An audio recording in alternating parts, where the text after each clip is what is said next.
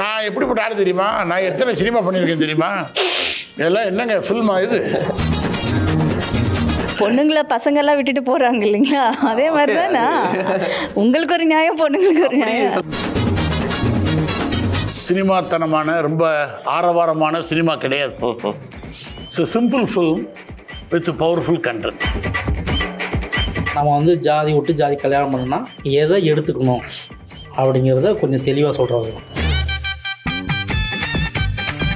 இப்போ வர மூவிஸ் எல்லாமே வந்து ஹீரோ ஓரியன்ட் அந்த மாதிரி தான் போயிட்டுருக்கு. ஸோ ஒரு ஹீரோயினுக்கு வந்து அந்த இம்பார்ட்டன்ஸ் கொடுக்கறது இல்லை அப்படின்னு நான் நினைக்கிறேன்.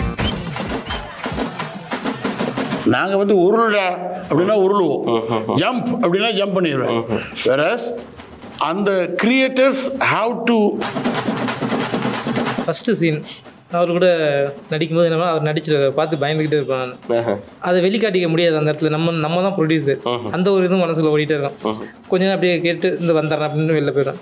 வெளில போய்ட்டு அப்படியே தண்ணியெல்லாம் குடிச்சிட்டு நல்லா மூச்சு விட்டுட்டு அப்படியே வந்துட்டு அப்படியே பயப்படாமல் நின்றுறோம். இப்படி தான் அவர் கூட மேனேஜ் பண்ணார். ஃபஸ்ட்டு தடவை வந்து சாரை வச்சு எடுக்கும்போது எனக்கும் கொஞ்சம் பயம்தான். சாரு நடித்ததும் எனக்கும் கன்வே ஆகலை. அப்புறமேட்டுக்கு சாரை கூப்பிட்டு டெய்லி காலையில் எழுந்துச்சுன்னா இதுதான். ஸோ நான் சக்ஸஸாக ஒரு ஹீரோயின் ஆகணும், நம்ம பேர் வந்து 10 பேர் பேசப்படணும் அப்படின்னு சொல்லிட்டு தான் எப்போவுமே அதை ஒரு மந்திரமாகவே வந்து நான். அதர் கேஸ்டில் பொண்ணை கல்யாணம் பண்ணால் அந்த குடும்பம் என்ன எப்படி எடுத்துக்குது, அவங்கள வச்சுக்கணுமா வேணும்னா அந்த குடும்பம் அவங்களுக்குள்ளார ஒரு முடிவு பண்ணி. இப்போ நீங்கள் கேட்ட கேள்விதான் இந்த அரிமாப்பட்டி சக்திவேலுடைய மொத்த படமே. ஹாலிடேஸ்னாலே அது நம்ம ஜிடி ஹாலிடேஸ் தான்.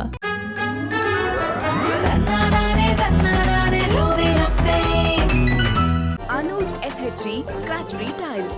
No more scratch, no more tension. Red நூல் வியூவர்ஸ் எல்லாருக்கும் வணக்கம், நமஸ்காரம், ஹாய் ஹலோ. நான் கௌதம். இன்னைக்கு இந்த பியூட்டிஃபுல் கான்வர்சேஷன் யாரு கூட இருக்க போகுது அப்படின்னு நீங்க பார்க்கும்போது தெரிஞ்சிருக்கும். எஸ், அரிமாப்பட்டி சக்திவேல் மூவி டீம் கூட தான் இருக்க போகுது. வணக்கம் சார்லி சார். வணக்கம். வணக்கம் டைரக்டர் ரமேஷ் சார். வணக்கம். வணக்கம் ஹீரோ பவன். வணக்கம் மேக்னா. நிறைய பேர் வந்து முன்தினம் பார்த்தேன் அப்படின்னு வாரணமாயிரம் சூர்யா சார் மாதிரி வந்து ப்ரோபோஸ்லாம் பண்ணியிருப்பாங்க இல்லையா? இல்லை, எதுவுமே இல்லை. மேபி இந்த படத்துக்கு அப்புறம் வர்றதுக்கு வாய்ப்பு இருக்கு. சார் எப்படி இருக்கீங்க Charlie sir? First class. So சந்திசில் ரொம்ப சந்தோஷம். ஏன்னா உங்களோட நான் சின்ன வயசுல இருக்கும்போது இப்போ வரைக்கும் உங்களோட நிறைய படங்கள் பார்த்து வளர்ந்துருக்கும். சோகமான டைம்ல உங்களை காமெடியை பார்த்து சிரிச்சிருக்கும். ஒரு கஷ்டமான சுச்சுவேஷன் நீங்க நடிக்கும் போது, நீங்க அழுகும் போது நாங்க அழுதுருக்கோம் பர்சனலா. ஸோ அந்த அளவுக்கு ரியல் லைஃப்ல ஒரு மனுஷனை கனெக்ட் பண்ணி நடிக்கக்கூடிய ஒரு நடிகர். உங்களை இன்டர்வியூ பண்றதுல ரொம்ப சந்தோஷம். ஸோ சொல்லுங்க சார், அரிமாப்பட்டி சக்திவேல் எப்படி வந்திருக்கு? ரொம்ப பிரமாதமாக வந்திருக்கு. எங்கள் அரிமாப்பட்டி சக்திவேலுங்கிற படம் வந்து ரொம்ப சினிமாத்தனமான ரொம்ப ஆரவாரமான சினிமா கிடையாது. It's simple film with powerful content. வா, ஒரே வரியில நறுக்குன்னு சொல்லிட்டாரு. சொல்லுங்க டைரக்டர் சார், அரிமாப்பட்டி சக்திவேல் என்ன கொடுக்கும்னு நினைக்கிறீங்க சொசைட்டிக்கு? சொசைட்டிக்கு கொடுக்கும்னா வந்து கண்டிப்பாக வந்து ஒரு அவேர்னஸ் மாதிரி தான் இருக்கும். ஆனால் அவேர்னஸ் மாதிரி தெரியாது. இருந்தாலும் வந்து நம்ம வந்து ஜாதி விட்டு ஜாதி கல்யாணம் பண்ணோம்னா எதை எடுத்துக்கணும் அப்படிங்கிறத கொஞ்சம் தெளிவாக சொல்கிறது தான். எதை வச்சுக்கணும், எதை வச்சுக்க வேணாம் அப்படிங்கிறத சொல்கிறது. ரியாலிட்டியில் ரமேஷ் அவர்கள் நீங்கள் என்ன எதை வச்சுப்பீங்க, எதை வச்சுக்க மாட்டீங்க கல்யாணம் பண்ணுறதுக்கு? ஒரு பொண்ணை நம்ம கல்யாணம் பண்ணுறோம்னா அதுக்கு வந்து படிப்பு இருந்தால் போதும். மெயினாக வந்து படிப்பு இருக்கணும், பண்பு, பெரியவங்களை மதிக்க தெரிஞ்சிருந்தால் போதும். மற்றபடி மற்ற விஷயங்கள்லாம் கொஞ்சம் பேசிக்காக வந்து நார்மலாக விட்டு கொடுத்து போகிறது, இந்த மாதிரி விஷயங்கள் தான் லைஃப். கல்யாணம் பண்ணதுக்கப்புறம் லைஃப் கொஞ்சம் நல்லாயிருக்கும். ஓகே சார், அது இருந்தாலே போதும். பவன் சார் அப்படி போயிடலாம். ஒரு மாதிரி சாந்தமா பவ்யமா சைலண்டாக உட்காந்துருக்காரு. சொல்லுங்க பவன், எப்படி இருக்கீங்க? நல்லா இருக்கேன் சார். ஓகே, அரிமாப்பட்டி சக்திவேல் ஸோ எப்படி வந்திருக்கு உங்களுக்கு? ரொம்ப நல்லா வந்திருக்கு, ரொம்ப நல்லா வந்திருக்கு. மனசுக்கு நெருக்கமாக வந்திருக்கு. ஓகே ஓகே, எல்லாத்துக்கும் பிடிக்கிற மாதிரி வந்திருக்கு. சூப்பர். ஃபர்ஸ்ட் ப்ராஜெக்ட் இல்லையா உங்களுக்கு? ஆமாம். Super brother. ஒரு நர்வஸ் இருந்திருக்கும், ஏன்னா பெரிய பெரிய ஆர்டிஸ்ட் கூட இருக்கிறாங்க, நடிக்கணும் அப்படிங்கும்போது கேமரால டேரக்டர் வந்து ஆக்ஷன் சொல்லும் போது நமக்கு கை காலம் நடுங்க ஆரம்பிச்சு. போன இன்டர்வியூல எல்லாருமே அதை கலாய்ச்சிட்டாங்க. நானே சொல்லி ஓப்பன் பண்ணிடணும் இல்லை? சார் கூட ஃபர்ஸ்ட் சீன் அவர் கூட நடிக்கும்போது என்னன்னா அவர் நடிச்சிருக்க பார்த்து பயந்துக்கிட்டே இருப்பான். அதை வெளிக்காட்டிக்க முடியாது அந்த இடத்துல. நம்ம தான் ப்ரொடியூசர். அந்த ஒரு இதுவும் மனசில் ஓடிட்டே இருக்கோம். கொஞ்ச நேரம் அப்படியே கேட்டு இந்த வந்துடுறேன் அப்படின்னு வெளில போயிட்டு அப்படியே தண்ணியெல்லாம் குடிச்சிட்டு நல்லா மூச்சு விட்டுட்டு அப்படியே வந்துட்டு அப்படியே பயப்படாமல் நின்றுறோம். இப்படி தான் அவர் கூட மேனேஜ் பண்ணேன். Okay okay. இவங்க கூடயும் அதே தான். எனக்கு தெரிஞ்சு மேகனா கூட நீங்க பயந்துருக்க மாட்டீங்கன்னு நினைக்கிறேன். ஏன்னா ட்ரெய்லர்ல பார்க்கும்போது இந்த சாங் அந்த ரொமான்ஸ் சீக்வன்ஸ்லாம் நல்லாவே வந்துருந்துச்சுன்னு நினைக்கிறேன். அதுக்கு நீங்க பயந்த மாதிரி எனக்கு தெரியல எதுவும். அது ஆரம்ப கட்டம். கடைசி கட்டம். ஆரம்ப கட்டம் அந்த பாட்டுலயே ஆரம்ப கட்டமாகவே இருக்கும், அவ்வளோதான். Okay okay. எல்லாத்துக்கிட்டையுமே அதே தான். ஏன்னா எல்லாருமே வந்து என்னோட சீனியர் ஆர்டிஸ்ட் தான், அப்படி தான் போட்டிருக்கோம். எல்லாரும் நல்லா நடிக்கிறவங்கள்ட்ட எல்லாமே இப்படி தான் பண்ணிவிடுவேன் நான். ஏன்னா ஒரு கண்டிப்பாக பதட்டம் எனக்கு இருந்துச்சு. Okay okay okay. அதை சமாளித்து நான் நடிச்சுட்டு வந்துட்டேன். சூப்பர். அது எப்படி இருக்குன்னு நீங்கள் தான் சொல்லணும். படம் பார்த்துட்டு சொல்லுங்க மேக்னா, எப்படி இருக்கீங்க? Yeah I'm good. நீங்கள் எப்படி இருக்கீங்க? நல்லா இருக்கேன், தேங்க்யூ. அரிமாபட்டி சக்திவேல் பற்றி பேசிடலாம். ஸோ இந்த மூவியில் வந்து என்னோட கேரக்டரே வந்து டோட்டலாக ஹோம்லியான லுக். ஓகே. ரொம்ப பர்ஃபெக்டாக ஒரு ஃபேமிலியில் ஒரு பொண்ணு எப்படி இருக்கணும், ஒரு வேளை ஒருத்தர் மேரேஜ் பண்ணால் ஒரு பொண்ணு எப்படி இருக்கணும் அப்படின்ற மாதிரி காட்டியிருக்காங்க இந்த மூவியில் எனக்கு. ஸோ ஒரு பையனை வந்து நம்பி போகிறாங்க. அண்ட் அதே மாதிரி இவங்க போனால் வந்து அவர் காப்பாற்றுவாரா இல்லையா அப்படின்ற ஒரு ஹோப் வச்சுட்டு போகிறாங்க. அதுக்கு தகுந்த மாதிரி தான் இது கேரக்டரும் இருந்தது. ஸோ அவரை எந்த அளவுக்கு சப்போர்ட் பண்ணுவாங்க அந்த கேரக்டர், ஸோ அவர் அந்த அளவுக்கு இந்த கேரக்டர் வந்து எந்த மாதிரி பார்த்துப்பாங்க அப்படின்ற மாதிரி. அண்ட் த்ரூ அவுட் மூவி வந்து என்னோடய கேரக்டர் ஃபுல்லாகவே ட்ராவல் ஆயிருந்தது. எனக்கு ரொம்ப ரொம்ப பிடிச்சிருந்தது ஆக்சுவலாக அந்த கேரக்டர் பண்ணும்போது. அண்ட் ஃபஸ்ட்டு பண்ணும்போது வாஸ் லைக், ஸோ நம்ம இது பண்ணுறோம், சரி ஓகே இந்த மாதிரி பண்ணுறோம், பண்ணிட்டு போயிடலாம், சரி ஓகே நார்மலாக தானே இருக்குது அப்படின்னு சொல்லிட்டு பண்ணேன். பட் டைரக்டர் சார் வந்து எனக்கு அந்தளவு வேண்டாம் மேம், கொஞ்சம் கம்மி, கொஞ்சம் பண்ணுங்க அப்படின்னுவாங்க. சரி ஓகே கொஞ்சம் பண்ணுவோம், ரொம்ப குறைச்சிட்டிங்க, கொஞ்சம் அந்த மாதிரி தான் ஒர்க் வாங்கியிருந்தாரு டைரக்டர் சார் வந்து. Okay okay. ஸோ ரொம்ப நல்லா ஜாலியாக ஒரு டீமாக ஒரு ஃபேமிலியாக இருந்து ஒர்க் பண்ணியிருந்தோம். ரொம்ப ரொம்ப பிடிச்சிருந்தது எனக்கு இந்த கேரக்டர் பண்ணும்போது. இந்த மூவி ப்ரிவ்யூ பார்க்கும்போதே வந்து அந்தளவுக்கு சாட்டிஸ்ஃபைடாக இருந்தது என்னோடய கேரக்டர் பார்க்கும்போது இந்த மூவியில். இப்போ வர மூவிஸ் எல்லாமே வந்து ஹீரோ ஓரியன்ட் அந்த மாதிரி தான் போயிட்டுருக்கு. ஸோ ஒரு ஹீரோயினுக்கு வந்து அந்த இம்பார்ட்டன்ஸ் கொடுக்கறது இல்லை அப்படின்னு நான் நினைக்கிறேன். ஸோ இந்த மூவியில் வந்து ஹீரோ ஹீரோயின் அப்படின்னு இல்லாமல் எல்லா கேரக்டருக்கும் வந்து ஈக்குவல் போர்ஷன்ஸ் கொடுத்துருக்காங்க. ஸோ ஆக்டிங் ஸ்கோப் வந்து நிறைய இருக்குது இந்த மூவியில். ஸோ அந்த அளவுக்கு தகுந்த மாதிரி இந்த கேரக்டரும் என்ன ஒரு ப்ரவுட் மூமெண்ட்டாக ஃபீல் பண்ண அந்த கேரக்டர் அந்த பெர்ஃபார்மன்ஸ் பார்த்தப்போ. Super good. சார்லி சார், எனக்கு பர்சனலாக உங்ககிட்ட கேட்கணும்னு நினச்சது, எப்படி சார் உங்களுக்கு அந்த எனர்ஜி அப்படியே இருக்குது சார்? ஏன்னா கிட்டத்தட்ட 1000 படங்கள் தொட போகிறீங்க, 850 படங்களுக்கு மேலே போயிருச்சு, ஒரு 42-43 வருஷம் ஆயிடுச்சு சினிமா துறைக்கு வந்து. அந்த எனர்ஜி ஸ்டில் இப்போ வரைக்குமே கடகடன் போகிறீங்க, கடகடன் வரீங்க. அந்த எனர்ஜி எப்படி சார் மெயின்டைன் பண்ணுறீங்க? நான் எப்போவுமே எத்தனை வேலை முடிச்சிருக்கோம் அப்படின்னு திரும்பி பார்க்குறதே கிடையாது. கிடையாது. இன்னும் எவ்வளவு டிஸ்டன்ஸ் ஃப்ரண்ட்லேயே தான் பார்ப்பேன் நான். Super sir. ஒன்று அது எப்போன்னா, இப்போ ஃப்ரெஷ்ஷு டேலண்ட்ஸ் எல்லாம் வர்றாங்கல்ல, இவங்களோட சேர்த்து ஒரு உருமாற்றம்னு வச்சுக்கோங்களேன். I have to adapt with this young people. இப்போது ரமேஷ் வந்து எக்ஸலன்ட் ஃபில்ம் மேக்கர் என்னுடைய கணிப்பில். அப்படின்னா அவர் ஒரு 60 படம் 40 படம் ஒரு 30 சில்வர் ஜூப்ளி இதெல்லாம் கொடுக்காம என்னால் எப்படி சொல்ல முடியுது அப்படின்னா, அவர்கிட்ட இருக்கக்கூடிய எக்ஸலண்ட் கிரியேட்டிவ் ஸ்ட்ரென்த் அண்டு நிதானம். ஸோ நாங்கள்லாம் அடிக்கடி கிண்டல் பண்ணுவோம், சார் இமய மேலே உருண்டு வருது சார், வரட்டும் சார், சார் பெரிய மழை பெய்யுது சார், பெய்யட்டும் சார், சார் நாளைக்கு ஆர்டிஸ்ட்டுக்கு யாருமே இல்லையா சார், பரவாயில்ல சார். அப்படி இடையில கோவிட் வந்து அத்தனை ஒரு கிட்டத்தட்ட 2 ஆண்டுகள் படப்பிடிப்பே நடத்த முடியல. பரவாயில்ல சார், நம்ம அதுக்கு அடுத்து பண்ணுறது சிட்டி போர்ஷன் தான், அதனால் இது வந்து அஃபெக்ட் ஆகாது. அதனால் ரமேஷ் வந்து one of the brilliant film மேக்கராக தமிழ் சினிமாவில் நிச்சயமாக இருப்பார் அப்படின்னு எனக்கு ஒரு நம்பிக்கை. இப்போ இதோட இந்த மாதிரி நியூ டேலண்ட்ஸோட அடாப்ட் ஆகும் பொழுது I should be empty myself. என்ன சொல்கிறீங்க? எம்டி? பியூராகவே எம்டி ஆகிட்டு தான் உள்ளே போனேன். நான் எப்படிப்பட்ட ஆள் தெரியுமா, நான் எத்தனை சினிமா பண்ணியிருக்கேன் தெரியுமா, இதெல்லாம் என்னங்க ஃபில்மா இது அப்படின்னு உள்ளே போனேன்னு வைங்களேன், நான் காலி ஆகிடுவேன். உண்மை. நான் காலி பண்ணிட்டு உள்ளே போனேன்னு வைங்களேன், நான் ஃபுல் வெசல் தான் வருவேன். ஸோ த திங் இஸ், அதுதான் என்னுடைய அடாப்டேஷன். ஒன்று, நான் வந்து பெரிய ஆகாவோன்னு பெரிய இதான நடிகர்லாம் கிடையாது. கிடைக்கக்கூடிய வேஷங்களை மட்டுமே பயன்படுத்தி வந்துக்கிட்டு இருந்தவன். குறிப்பாக இப்போ கிருமி, அனுச்சரன் ஃபில்ம், அந்த மாதிரி ஒரு நல்ல ரோல்ஸ் எல்லாம் வரும்பொழுது I start to ask my film makers, sir 7 நாள் 8 நாள்லாம் பத்தாது sir, I want to space in the film அப்படின்னு என்னால் கேட்க முடிஞ்சிச்சு. ஸோ அவங்க இப்போ புதுசாக எனக்கு வேற மாதிரி ஜானரில் என்னை வச்சு ஃபில்ம் பண்ணுறவங்களே எல்லாம் லேட்டஸ்ட் ஃபில்ம் மேக்கர்ஸ் எல்லாருடைய படங்களும் நான் பண்ணிக்கிட்டு இருக்கிறேன். எல்லாருடைய படங்களையும் நான் மைய பாத்திரம் பண்ணிக்கிட்டு இருக்கிறேன். அதுடைய ஒரே ஒரு ரீசன் இப்போ நீங்கள் கேட்ட கொஸ்டினுடைய ஆன்சர் தான், அடாப்டேஷன் அண்டு ரிசப்டிவிட்டி. ஆமாம், என்னால் அவர்களோடு பகிர்ந்து கொள்ள முடியும், என்னால் அவங்க கொடுக்கறதை ஏற்றுக்கொள்ள முடியும். அதுதான் இவ்வளோ வருஷம் சினிமா துறையில் துவண்டு விடாமல் பாட்டு ஜாலியாக போய்கிட்டே இருக்கலாம் அப்படின்னு இருக்கு. துவண்டு விடுதல் அப்படிங்கிறதே ஒரு பேச்சே கிடையாது. கீழே விழாமல் இருப்பது வெற்றி அல்ல, எத்தனை முறை கீழே விழுந்தாலும் மீண்டும் எழுந்து நிற்பது தான் வெற்றி அப்படின்னு சும்மா போகிற போக்கில் வாசித்த ஒன்று. ஆக்சுவலாக அரிமாப்பட்டி சக்திவேலுங்கிற இந்த படத்தில் சார் ரொம்ப கட்டுப்பாடான ஊர். இதை மீறி நீ வேற இடத்துலேருந்து ஒரு பொண்ணை கல்யாணம் பண்ணி கூப்பிட்டு வந்தீங்கன்னா நீ வெளியே போயிடணும், இல்லை அவங்க கூட தான் இருப்பேன்னா உன் குடும்பத்தில் யாரும் இங்கே இருக்கக்கூடாது, வெளியே போயிடணும். சார் அந்த குடும்பத்தில் ஒரு பெரிய வயசான பெரியவர் இறந்துட்டாரு, அவங்க டெட் பாடியெல்லாம் நாங்கள் எடுக்க மாட்டோம், நீங்கள் தான் வந்து எடுக்கணும் அப்படிங்கிற மாதிரி பிரச்சனையை கிரியேட் பண்ணுறாங்க. அதையெல்லாம் எதிர்கொண்டு போராட்டங்களை எதிர்கொண்டு கஷ்டங்களை எதிர்கொண்டதற்கு பிறகும் கூட ஒரு இளைஞன் தன்னுடைய பண்பு தவறாமல் இருக்கிறான் அப்படிங்கிறதான் படத்துடைய ரொம்ப டீப்பாக பார்த்த உள்ள மெசேஜ். அது நிச்சயமாக மக்கள் மத்தியில் வரவேற்பு பெறும். கிரேட் சார், நாங்களும் காத்துட்ருக்கோம் திரையில பார்க்குறதுக்கு. ப்ளீஸ் ரமேஷ் சார் சொல்லுங்கள். அதான் சொல்கிறேன், சார்ட்ட சொன்ன மாதிரி நிறைய படங்கள் சார் பண்ணிட்டாங்க. 850 படங்கள் கிட்ட அப்படிங்கும்போது 850 டைரக்டரையும் நம்ம பார்க்கணும்.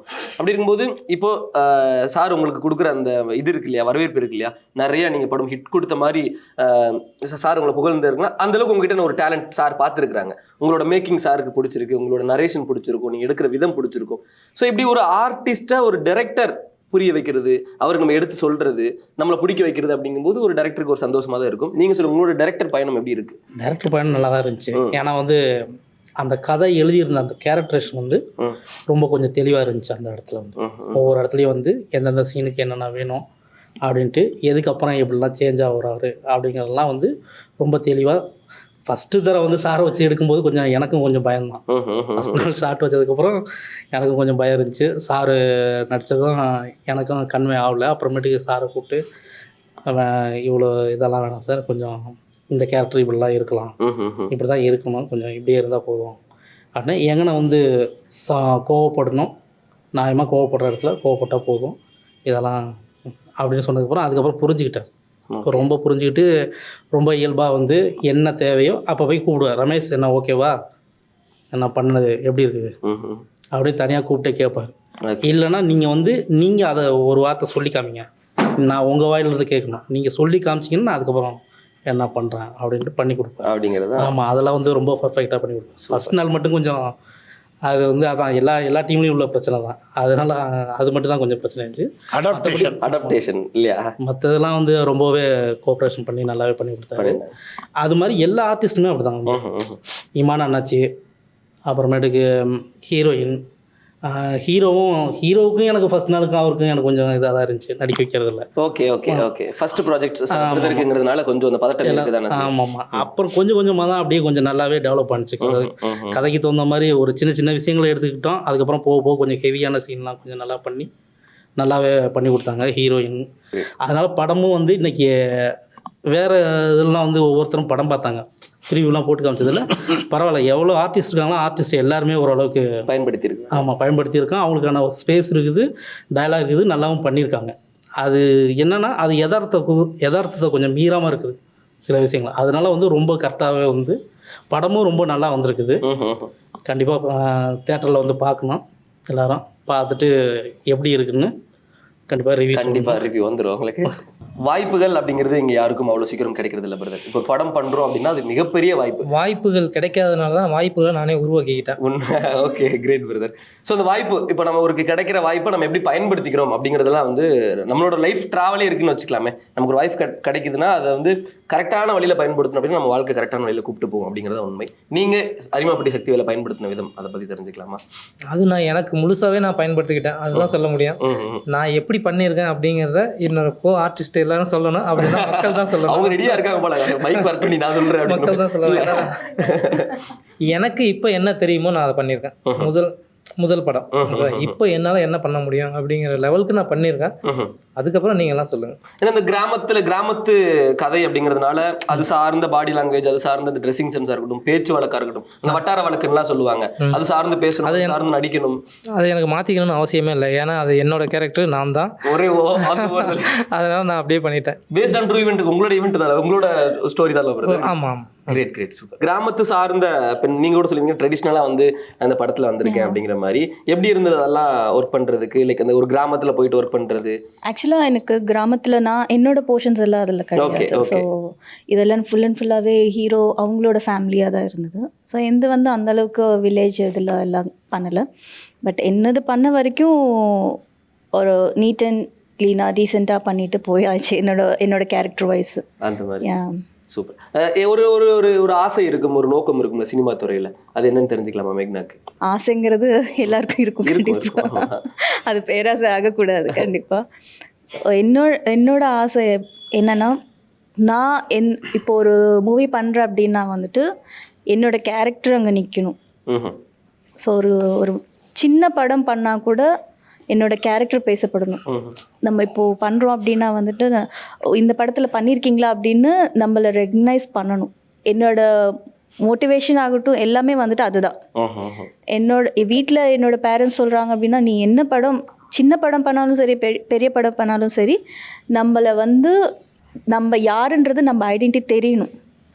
அந்த மாதிரி ஒரு மார்க் நம்ம க்ரியேட் பண்ணிக்கணும். நம்ம பிராண்ட் நம்மளாக தான் இருக்கணும் அப்படின்றது அந்த மாதிரி தான் எனக்கு. ஸோ அந்த செல்ஃப் கான்ஃபிடென்ஸ் இருந்தால் மட்டும்தான் அது நம்மளுக்கு முடியும். ஸோ எனக்கு அந்த செல்ஃப் கான்ஃபிடென்ஸ் கண்டிப்பாகவே இருக்குது. என்னால் முடியும் அப்படின்னு நினைப்பேன். நான் டெய்லி காலையில் எழுந்துச்சுன்னா இதுதான். ஸோ நான் சக்ஸஸாக ஒரு ஹீரோயின் ஆகணும், நம்ம பேர் வந்து 10 பேர் பேசப்படணும் அப்படின்னு சொல்லிட்டு தான் எப்போவுமே அதை ஒரு மந்திரமாகவே வந்து நான் ஜெபிச்சுட்டே இருப்பேன். அது எல்லாருக்குமே வந்து அது ஒரு குட் திங். நம்மளை பற்றி நம்ம பாசிட்டிவாக பேசினா தான் மற்றவங்க அது பாசிட்டிவாக தெரியும். ஸோ அது ஒன்று தான் எனக்கு நான் பிராண்டாக இருக்கணும். மேக்னா அப்படிங்கிறதே ஒரு பிராண்டா இருக்கும்டா அப்படிங்கிற மாதிரி சின்ஸ் 19 சம்திங் அந்த இயர் போட்டு அந்த கேஜிஎஃப் படத்துல ராக்கி பாய் போடுவார் தெரியுமா, சின்ஸ் 1960 அந்த மாதிரி மேக்னா வந்து பிராண்டா வந்து சென்னையில் சொல்லிப்பாங்க சார். இன்னும் இந்த கிராமங்கள் சைடில் வந்து இந்த மதங்கள் பார்த்து கல்யாணம் பண்ணுறது, ஜாதிகள் பார்த்து கல்யாணம் பண்ணுறது, அதில் வந்து இப்போது பொண்ணு வீட்டில் ஏற்றுப்பாங்க, பையன் வீட்டில் ஏற்றுக்க மாட்டாங்க, அதில் ஒரு இழப்பு ஏற்படும் அப்படிங்கிற மாதிரி இது இன்னும் தொடர்ந்துக்கிட்டு தான் இருக்குது. படங்களும் நிறைய வந்துக்கிட்டு தான் இருக்குது. இந்த மாதிரி கிராமத்தில் இருக்குது, இந்த மாதிரி பண்ணாதீங்க அப்படிங்கிற மாதிரி அப்போது இருந்து இப்போ வரைக்கும் படங்கள் வந்துக்கிட்டு தான் இருக்குது. அது குறையிற மாதிரி தெரியல. இதுக்கு முடிவுன்னு ஏதாவது இருக்குங்களா சார்? ஒரு படைப்பாளியிடம் கேட்கப்பட வேண்டிய கேள்வி. ஏன்னா இதுக்கு முடிவு இருக்குதா இல்லையாங்கிறத an actor cannot tell. நாங்கள் வந்து உருளுடா அப்படின்னா உருளுவோம், ஜம்ப் அப்படின்னா ஜம்ப் பண்ணிடுவேன். whereas அந்த creators have to write in such a way it's possible to change this kind of society அப்படிங்கிறது அவங்களால தான் முடியும். அண்ணா சொல்லுவார். கரெக்டான கேள்வி தான். ஆனால் அதுக்கு தான் இந்த படமும் எடுத்திருக்கோம். Super sir. ஓகே, நீங்கள் இவ்வளோ இன்டர்வியூவில் வந்து நீங்கள் ரொம்ப கரெக்டாக இந்த கேள்வி. ஏன்னா நான் யோசித்த ஒரு விஷயம் வந்து அதுதான். அதர் கேஸ்டில் பொண்ணை கல்யாணம் பண்ணால் அந்த குடும்பம் என்ன எப்படி எடுத்துக்குது, அவங்கள வச்சுக்கணுமா வேணும்னா அந்த குடும்பம் அவங்களுக்குள்ளார ஒரு முடிவு பண்ணி அதை வந்து வன்முறை வரைக்கும் கொண்டு போகக்கூடாது. அது வந்து வன்முறையாக மாறினா அது தப்பு. வன்முறை இருக்கக்கூடாது. பேசிக்காக நார்மலாக பேசிட்டு சரிப்பா நீ இருந்துக்க, இப்படி இருந்துக்கலாம் அப்படின்னு கூட முடிவு பண்ணிக்கலாம். வன்முறை வேணாம். ஆனால் இந்த படத்தில் வந்து வன்முறையெல்லாம் கிடையாது. ஆனால் அதுக்குள்ளே வந்து ஒரு உளவியல் ரீதியான ஒரு விஷயம் இருக்குது. அது வந்து மனசு சம்மந்தப்பட்டது எல்லாத்துக்குமே. அது வந்து ஃபேமிலியோட சம்மந்தப்பட்டவங்களோட அந்த முடிவு எடுத்துக்கோங்க. அப்படி தான் இந்த படமே எடுத்திருக்கோம். நீங்கள் சொல்கிற பாயிண்ட் தான் வந்து இந்த படமும். Great super sir, super. நீங்கள் பார்த்தீங்கன்னா அதனோட எண்டு அப்படி தான் போய் முடியும். Super sir, super. இளம் தலைமுறைகள் என்ன சொல்கிறோம் நீங்கள் சொல்லுங்கள். இப்போ உங்களுக்கு நான் ஒன்று சொல்கிறேன், ஒரு டைட்டான சுச்சுவேஷன் சொல்கிறேன். வேறு ஜாதி பண்ண நீங்கள் லவ் பண்ணுறீங்க, கல்யாணம்னு ஒன்று வருது, வீட்டுக்கு கூப்பிட்டு போகிறீங்க, உங்கள் வீட்டுக்குள்ள ஒத்துக்கல, பொண்ணு வீட்டில் ஒத்துக்கிட்டாங்க, உங்களோட டிசிஷன் என்னவா இருக்கும்? எப்படி பிடிச்ச பார்த்தீங்களா? பிடிக்கிறதுலாம் இல்லை, கதையே அதுதான். இப்போ நீங்கள் சொன்னதுதான் இந்த படத்துடைய நான் சிச்சுவேஷன்லாம் சொன்னேன். இப்போ நீங்கள் கேட்ட கேள்விதான் இந்த அரிமாப்பட்டி சக்திவேலுடைய மொத்த படமே. அதை அவர் அந்த நேரத்தில் எப்படி எதிர்கொண்டாருங்கிறத தன்னுடைய வாழ்க்கையை சொந்தமாக பதிவு பண்ணியிருக்காரு. பிரசவம் வந்து பார்த்துட்டு இங்கே வந்துட்டு சத்தியமா மூக்கு மேல சத்தியமான பாடம் பார்க்க இனிமே தான் பார்க்கணும் பாடம். எல்லாரும் தலைமையில தான் அடிப்பாங்க. முதல் தடவையா ரெட் நோல்ல தான் மூக்கு மேல அடிச்சிருக்கீங்க. அதுவே ஒரு வித்தியாசமா இருக்கு. நீங்க பர்சனல் லைஃப் வாங்க பிரதர். பர்சனல் அரிமப்பட்டிய விட்டுருங்க. பர்சனலாக வந்துடுறேன். அதான் அது மாதிரி பண்ணதுனால தான் நிறைய இழப்புகள்னா என்ன, ஃபஸ்ட்டு உறவுகளை இழந்துடுறோம். அந்த பொண்ணோட தான் வந்துட்டுருக்கோம். அந்த பொண்ணு எல்லாமே எனக்கு கொடுக்குறாங்க, எல்லாமே எல்லா இழப்புகளையும் தாண்டி எல்லாமே கொடுக்குறாங்க. இருந்தாலுமே நமக்கு வந்து மாமன், மச்சான், அண்ணன், தம்பி, என்ன அப்பா, சித்தப்பா, தாத்தா, பாட்டி, பாட்டா, அப்பாயி, இது மாதிரி உறவுகள் வந்து எனக்கு இருந்துச்சு. அது அவங்க அந்த உறவுகள் வந்து எனக்கு கிடைக்கவே இல்லை. எனக்கு வந்து ஒரு 70 அந்த கல்யாணத்துக்கு முன்னாடி அவங்களாம் இருந்தாங்க. கல்யாணத்துக்கு அப்புறம் அவங்களாம் அந்த உறவுகள் வந்து எனக்கு நீடிக்கலை. அது போக போக வருஷங்கள் போக போக ஒவ்வொரு வருஷமாக ஒவ்வொருத்தராக எக்ஸ்பைரி ஆகிட்டாங்க. அது எவ்வளோ பெரிய வழியை கொடுக்க மாட்டாங்க. அதுக்கு காரணம் என்னால் போய் அந்த உறவுகளோட உறவாக இருக்க முடியாததுக்கு காரணம் வந்து அந்த ஊராக இருக்குது. அந்த ஊருக்கு காரணம் அந்த ஊருக்கு சொல்கிற காரணம் வந்து ஜாதியாக இருக்குது. அது அந்த இழந்தவங்களுக்கு மட்டும்தான் அதோட வழி தெரியும். கண்டிப்பாக அது என்ன சொன்னாலுமே இது வந்து பழைய டைலாக் தான். இது வந்து வழக்கமாக வர்றது தான். இழந்தவங்களுக்கு மட்டும்தான் அந்த இழப்போட வழி தெரியும். அதை தான் நான் இங்கே பதிவு பண்ணியிருக்கேன். இந்த காதலில் வரக்கூடிய இந்த பிரச்சனைகள் வீட்டுக்கு சப்போர்ட் பண்ணணுமா இல்லை காதலனுக்கு சப்போர்ட் பண்ணணுமா? ஏதாவது ஒரு சைடு தான் சப்போர்ட் பண்ணணும். ஏதாவது ஒரு சைடு செல்ஃபிஸா இருந்தா இல்லையா? வீட்டுக்கு தான். வீட்டுக்கு. அப்ப பசங்களோட வாழ்க்கை அது எனக்கு தெரியாது. தெரியாதா? ஏன் பொண்ணுங்களை பசங்கெல்லாம் விட்டுட்டு போறாங்க இல்லைங்களா? அதே மாதிரி தானா உங்களுக்கு ஒரு நியாயம், பொண்ணுங்களுக்கு ஒரு நியாயம். சொல்ல வரல.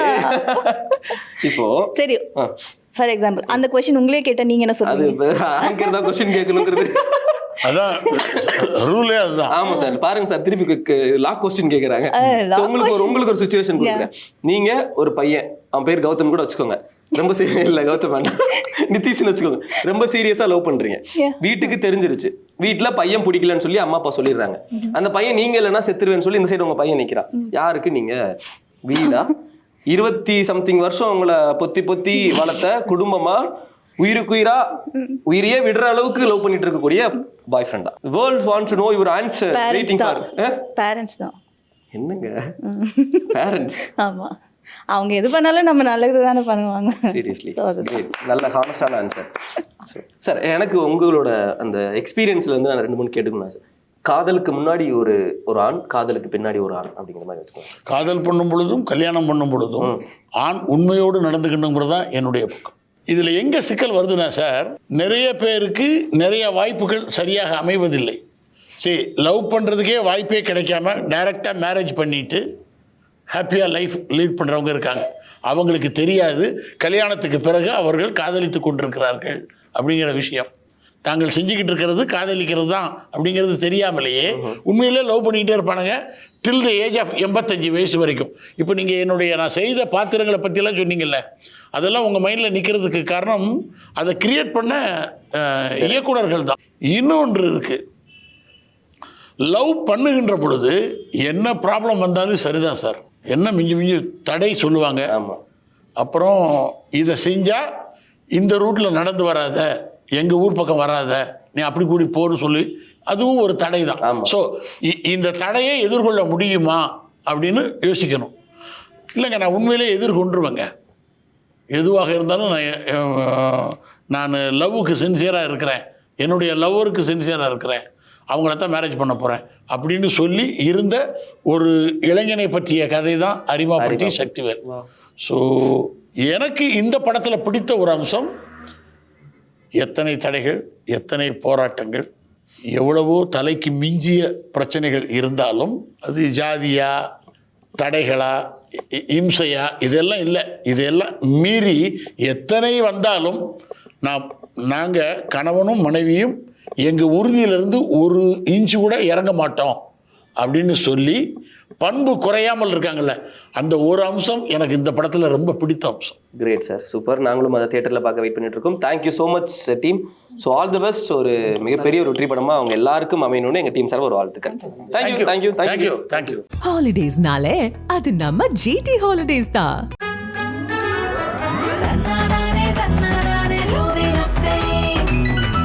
Anuj SHG Scratch Retiles. No more scratch, no more tension.